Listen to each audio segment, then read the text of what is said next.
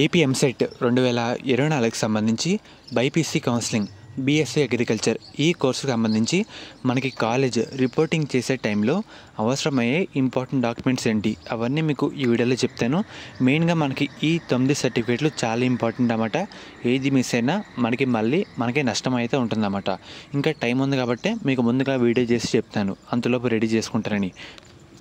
మెయిన్గా మనకి ఈ నెల 5వ తారీఖున బీఎస్సీ అగ్రికల్చర్ ఫేజ్ 1 సంబంధించి సీట్ అలాట్మెంట్ అయితే రావడం జరుగుతుంది. దాని తర్వాత మనమైతే రిపోర్టింగ్ అయితే చేయాలన్నమాట. అది అక్టోబర్ 7th నుంచి అక్టోబర్ 9th వరకు టైం ఉంది. ఈ టైంలో ఈ డాక్యుమెంట్స్ అయితే మనం ఇవ్వాల్సి ఉంటుంది.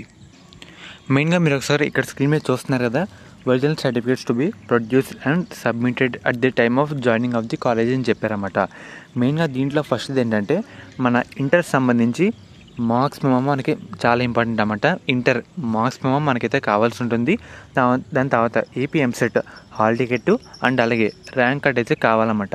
అండ్ అలాగే 10th క్లాస్ సంబంధించి మనకి సర్టిఫికేట్ మార్క్స్ మెమో మనకైతే కావాల్సి ఉంటుందన్నమాట. అండ్ అలాగే క్యాస్ట్ సర్టిఫికేట్ అయితే కావాలి. చూస్తున్నారు కదా, బీసీ ఎస్సీ ఎస్టీ విద్యార్థులకి. అండ్ అలాగే లేటెస్ట్ ఎవరైతే ఓసీ విద్యార్థులు ఉంటారో వాళ్ళసరికి లేటెస్ట్ ఈడబ్ల్యూఎస్ సర్టిఫికేట్ అయితే మనం ప్రొవైడ్ అయితే చేయాలన్నమాట. అది కూడా 2024-25 ఈ సంవత్సరానికి సంబంధించి సబ్మిట్ అయితే చేయాలి ఓసీ విద్యార్థులు ఈడబ్ల్యూఎస్ సర్టిఫికేట్. అండ్ అలాగే ఇక్కడ ఏమని చెప్తున్నారంటే older certificates will be reject అయితే చేస్తామని చెప్తున్నారన్నమాట. అంటే లేటెస్ట్ క్యాస్ట్ అయితే ఉండాలి, అది పాత్ అయితే రిజెక్ట్ చేస్తామని చెప్తున్నారన్నమాట. అండ్ అలాగే 6th క్లాస్ నుంచి ఇంటర్ వరకు స్టడీ సర్టిఫికేట్లు అన్నీ మనకైతే కావాలి అని చెప్తున్నారు. బోనఫైడ్ ఆర్ స్టడీ సర్టిఫికేట్స్ అని చెప్తున్నారు అన్నమాట. అండ్ అలాగే రెసిడెంట్ సర్టిఫికేట్ ఇది మ్యాండేటరీ, అంటే మనకి కన్ఫర్మ్గా ఉండాలి అని రూల్ అయితే లేదు. ఇదైతే గుర్తుపెట్టుకోండి, ఇఫ్ నెసరీ అని పెట్టారన్నమాట. అండ్ అలాగే దాని తర్వాత మనకి టీసీ అయితే కావాలి, స్కూల్ లేదంటే కాలేజ్ టీసీ అయితే కావాలి. ఈ రెండు ఉండేలా చూసుకోండి.